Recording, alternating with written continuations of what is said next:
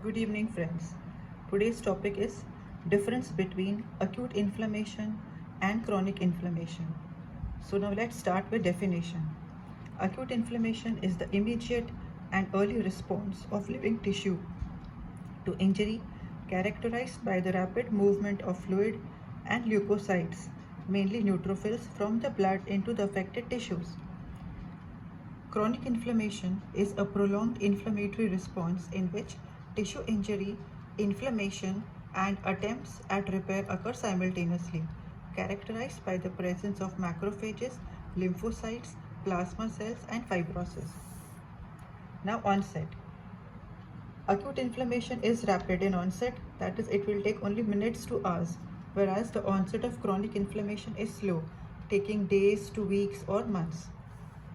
Now, duration of acute inflammation is short, that is few days to weeks, whereas the duration of chronic inflammation is long, taking weeks to years. Now, what are the causes of acute inflammation? Infection, trauma, toxins.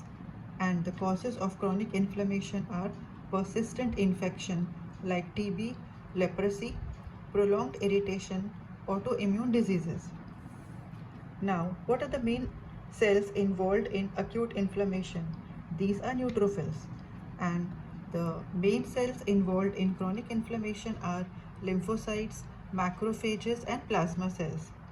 Now, the cardinal signs of inflammation are always present in acute inflammation, whereas in chronic inflammation they are not detectable.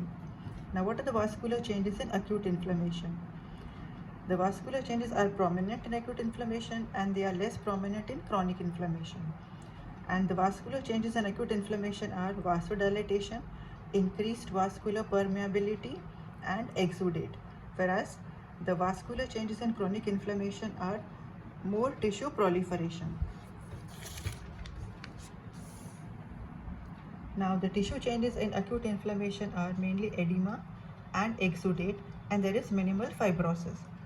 And the tissue changes in chronic inflammation are fibrosis, tissue destruction, and granulation tissue formation. Now, the mediators of acute inflammation are histamine, prostaglandins, and leukotrienes. And the mediators of chronic inflammation are cytokines like interleukin 1, tumor necrosis factor alpha, and interferon gamma.